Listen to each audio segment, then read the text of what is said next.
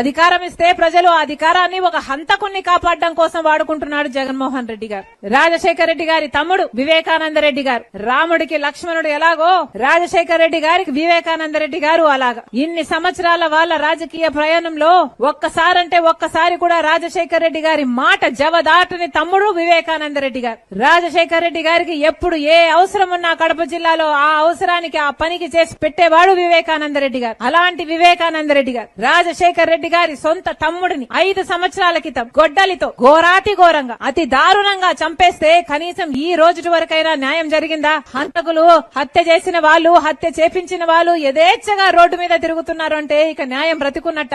ఎందుకు తిరగగలుగుతున్నారు? ఎందుకు శిక్ష పడలేదు? ఎందుకంటే సాక్షాత్తు ముఖ్యమంత్రి గారు జగన్మోహన్ రెడ్డి గారు అధికారం ఇస్తే అధికారాన్ని వాడుకొని హంతకుల్ని కాపాడుతున్నారు ఈ రోజు జగన్మోహన్ రెడ్డి గారు. కాబట్టే ఈ రోజు అవినాష్ రెడ్డి అనేవాడు దోషైనా కూడా ఈ రోజు వరకు కూడా శిక్ష పడకుండా తిరుగుతున్నారు. కనీసం ఒక్క రోజు కూడా జైల్లో గడపలేదు. 5 సంవత్సరాలు అయింది చంపేసి, ఈ రోజు వరకు కూడా ఒక్క రోజు కూడా జైల్లో గడపలేదు. కేవలం జగన్మోహన్ రెడ్డి గారి అధికారాన్ని అడ్డు వేశాడు. కాబట్టి అధికారంతో బీజేపీతో పొత్తు పెట్టుకున్నాడు. బీజేపీతో అక్రమ పొత్తు పెట్టుకున్న వాడు జగన్మోహన్ రెడ్డి గారు. బీజేపీ పార్టీకి బానిసగా మారిన వాడు జగన్మోహన్ రెడ్డి గారు. ఆ బీజేపీతో ఉన్న ఆ పొత్తు కోసమే ఈ రోజు అవినాష్ అనేవాడు ఇంకా యథేచ్ఛగా బయట తిరుగుతున్నాడు. మరి ఇలాంటి వాళ్ళకు బుద్ధి చెప్పాల్సిన అవసరం లేదా?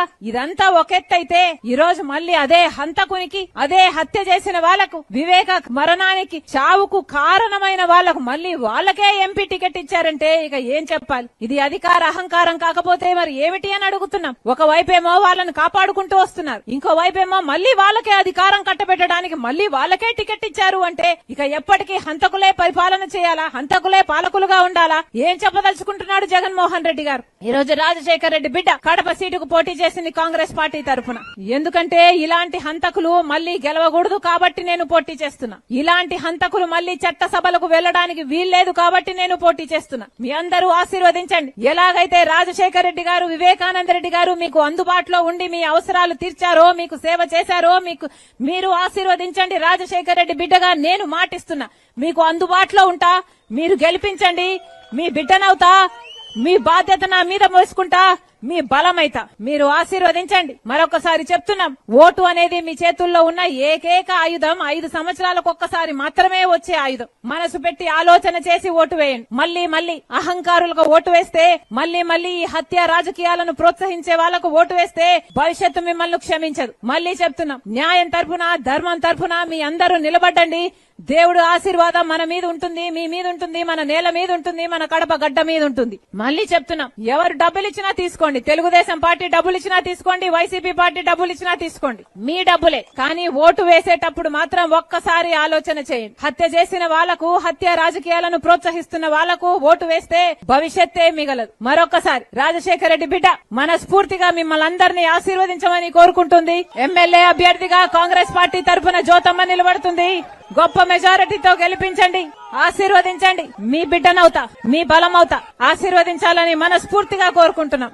అధికారం ఇస్తే ప్రజలు ఆ అధికారాన్ని ఒక హంతకుణ్ణి కాపాడడం కోసం వాడుకుంటున్నాడు జగన్మోహన్ రెడ్డి గారు. రాజశేఖర రెడ్డి గారి తమ్ముడు వివేకానంద రెడ్డి గారు, రాముడికి లక్ష్మణుడు ఎలాగో రాజశేఖర రెడ్డి గారికి వివేకానంద రెడ్డి గారు అలాగా. ఇన్ని సంవత్సరాల వాళ్ళ రాజకీయ ప్రయాణంలో ఒక్కసారంటే ఒక్కసారి కూడా రాజశేఖర రెడ్డి గారి మాట జవదాటని తమ్ముడు వివేకానంద రెడ్డి గారు. రాజశేఖర రెడ్డి గారికి ఎప్పుడు ఏ అవసరం ఉన్నా కడప జిల్లాలో ఆ అవసరానికి ఆ పనికి చేసి పెట్టేవాడు వివేకానంద రెడ్డి గారు. అలాంటి వివేకానంద రెడ్డి గారు రాజశేఖర రెడ్డి గారి సొంత తమ్ముడిని 5 సంవత్సరాల క్రితం గొడ్డలితో ఘోరాతి ఘోరంగా అతి దారుణంగా చంపేస్తే కనీసం ఈ రోజు వరకైనా న్యాయం జరిగిందా? హంతకులు హత్య చేసిన వాళ్ళు, హత్య చేపించిన వాళ్ళు యథేచ్ఛగా రోడ్డు మీద తిరుగుతున్నారు అంటే ఇక న్యాయం బ్రతికున్నట్ట?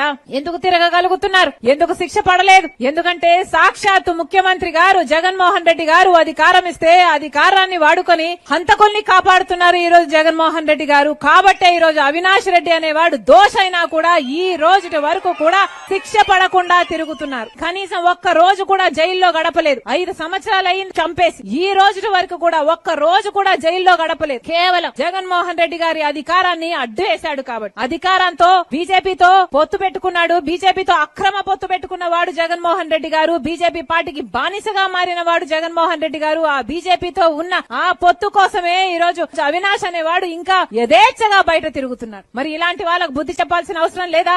ఇదంతా ఒక ఎత్తైతే ఈ రోజు మళ్ళీ అదే హంతకునికి, అదే హత్య చేసిన వాళ్లకు, వివేక మరణానికి, చావుకు కారణమైన వాళ్లకు మళ్ళీ వాళ్ళకే ఎంపీ టికెట్ ఇచ్చారంటే ఇక ఏం చెప్పాలి? ఇది అధికార అహంకారం కాకపోతే మరి ఏమిటి అని అడుగుతున్నాం. ఒకవైపేమో వాళ్ళని కాపాడుకుంటూ వస్తున్నారు, ఇంకో వైపేమో మళ్ళీ వాళ్ళకే అధికారం కట్టబెట్టడానికి మళ్ళీ వాళ్ళకే టికెట్ ఇచ్చారు అంటే ఇక ఎప్పటికీ హంతకులే పరిపాలన చేయాలా? హంతకులే పాలకులుగా ఉండాలా? ఏం చెప్పదలుచుకుంటున్నాడు జగన్మోహన్ రెడ్డి గారు? ఈ రోజు రాజశేఖర్ రెడ్డి బిడ్డ కడప సీటుకు పోటీ చేసింది కాంగ్రెస్ పార్టీ తరఫున.